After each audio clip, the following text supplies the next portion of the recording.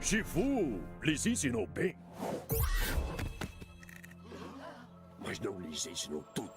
Eu preciso ser honesto, uma das minhas coisas preferidas no Tai Lung tá no design e no visual do personagem, porque o design dele não é aqueles personagens mega parrudo ou giga, sabe? Mas mesmo assim o cara tem uma imponência sem igual. Sem brincadeira nenhuma, o visual do Tai Lung pra mim é o melhor até hoje, e também é o que mais passa uma imponência na minha opinião. Mas se tem uma coisa que eu gosto ainda mais desse personagem, é o jeito como eles souberam introduzir o Tai Lung no filme. Afinal, eles passam meia hora falando de como ele é poderoso e como ele é do mal, e que se de alguma forma ele se libertasse, era o fim pra geral. Porque o personagem é quase invencível, e querendo ou não, isso cria uma expectativa em você. Tu fica ali na espera pra ver esse personagem que geral tem tanto medo. Só que ao mesmo tempo, tu fica com aquela dúvida de será que ele é tudo isso mesmo que falam, ou é só apenas papo furado? E meus amigos, o Tai Lung prova que tudo o que dizem sobre ele era verdade, e que se você pensar bem, eles ainda economizaram nos fatos, tá? Porque o Tai Lung com a porcaria de uma pena, uma simples pena, se liberta da prisão que segurou ele por décadas, desvia e para lanças oblitera todos os guardas que estavam ali pra segurar ele, além de escalar pedras que estão caindo mais rápido do que ele poderia subir. E pra fechar com a cereja do bolo, ele usa essas mesmas pedras pra se libertar. É muito louco pensar que ele usa as pedras que deveriam prender ele pra poder libertar. É isso que eu chamo de uma introdução de respeito. Só que mais uma vez eu preciso ser honesto, de nada adianta você ter um bom design e uma boa introdução se o personagem não souber usar o tempo que ele tem em tela, ao mesmo tempo que faz grandes feitos na história. E o Tai Lung tem isso, e tem isso de sobra, porque o primeiro ato ele foge do jeito mais incrível e épico possível de uma prisão. Uma parada que muita gente também não percebe é que assim que ele saiu, o bicho já voltou na raça pro castelo de Jade. Ele saiu da prisão e não parou por um minuto. Só que é claro que antes de chegar no Vale da Paz para poder atacar o castelo de Jade e o Shifu, ele simplesmente sola todos os 5 furiosos como se não fosse nada. Cara, na hora da ponte a tigresa tava se esforçando para se equilibrar, enquanto o Tai Lung tava ali como se não fosse nada. E a luta contra o Shifu então, aquilo é épico, é uma das cenas mais épicas que a franquia já fez. Tenho que dizer que eu gosto do background do Tai Lung, e honestamente é um negócio muito bem feito. Meu mano Tai Lung foi abandonado, então meio que para retribuir o Shifu por ter cuidado dele, o Tai Lung aproveitou que levava jeito pro Kung Fu e se esforçou ao máximo para dar orgulho pro Shifu. E como ele poderia fazer isso de uma forma definitiva? Se tornando o dragão guerreiro. O Tai Lung treina pra isso por 20 anos, ou até mais, sei lá, não dá pra dizer quanto tempo exato ele treinou. E tipo, é sem descanso, é sem folga, até os ossos dele quebrarem, pra do nada simplesmente negarem isso a ele. E pra ser sincero, é uma merda essa parada.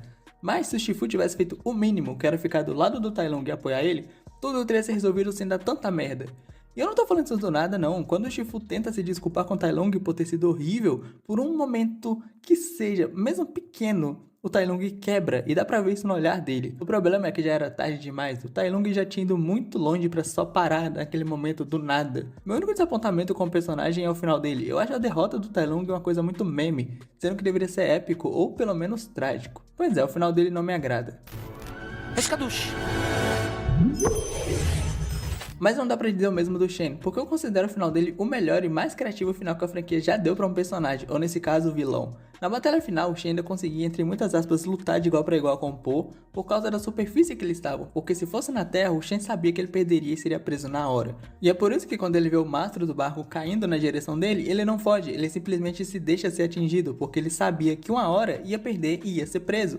E assim, eu não sei se você lembra, mas o Shen, além de pura maldade, também era um personagem mega orgulhoso que preferia morrer a sentir a humilhação de ser preso e derrotado pelo maior erro da vida dele. Ou a maior falha, é difícil decidir. E o conceito dessa cena é incrível, assim como o conceito do design do Shen, que de todos os 3 vilões de Kung Fu Panda, ele é o único que o design não tem traços voltados mais pro lado humano, ele é um pavão em sua pura forma, o próprio rabão cheio de penas mostra isso com facilidade enorme. O visual dele também é simplesmente perfeito, as cores que casam perfeitamente com as do filme, tanto as da cor da pele quanto a das penas, ou então as cores das roupas. E o pessoal também caprichou no visual dessa praga, porque o Shen é aquele tipo de pessoa que dá um medo só de olhar. A simples presença do cara já muda todo o lugar. E talvez por isso a introdução dele como vilão seja tão sensacional. Já no começo do filme, a gente é mostrado de uma forma bem diferente ao Shen. Afinal, o filme mal começa e a história fala que ele simplesmente passou peixeira nos panos do lugar. E ainda se sentia orgulhoso por isso. Ou seja, tu assiste isso e não tem como tu não pensar que esse bicho não vai prestar no sentido bom da coisa. Se é que tem um sentido bom nisso. E o momento que ele aparece definitivo no filme só comprova tudo o que a gente já imaginava. Afinal, além de mudar todo o ambiente do lugar, o Shen simplesmente derrota como se não fosse nada 2 mestres famosos e considerados bem fortes. E isso porque ele nem era mestre de nada do tipo, Kung Fu nem era a maior arma dele. E quando ele vê que não tem chance no X1 com o Rhino, ele simplesmente atira sem hesitar no cara, mandando ele pra vala na hora. E ainda usa a arma dele como troféu e um lembrete do que acontece pra quem desafiar ele. Só que assim como falharam na forma como Tai Lung terminou o filme, também falharam um pouquinho na história do Lord Shen. Porque ele simplesmente é mal por ser mal e não me leve a mal. Eu adoro vilões assim, que apenas fazem o que fazem porque querem. Mas não tem uma motivação, por menor que ela seja e por mais simples que ela fosse, dá uma diminuída na graça do Shen.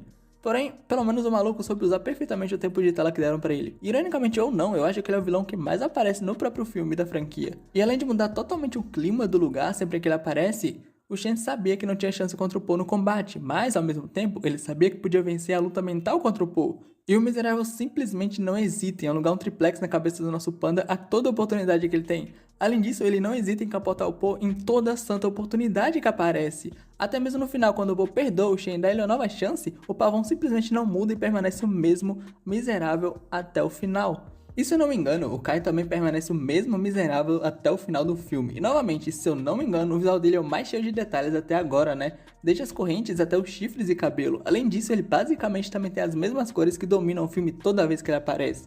Quanto ao design, não tem muito o que falar, ele é um tanque, é força bruta, e o design dele mostra muito bem isso. E se tem uma coisa que eu acho realmente sensacional nesse personagem são as lâminas. Aquilo claramente foi inspirado no Kratos, e ninguém vai tirar isso da minha cabeça. O engraçado é que a backstory do personagem não era de todo ruim, igual eu me lembrava. Ele e o Hugen eram melhores amigos, e aí quando o Hugen se machucou, ele passou dias tentando salvar o Hugen, até que ele se corrompe por um poder glorioso e poderoso, e acaba lutando contra o seu melhor amigo, só que ele perde porque ele é banido pelo golpe do dedo Uchi usado pelo Hugen.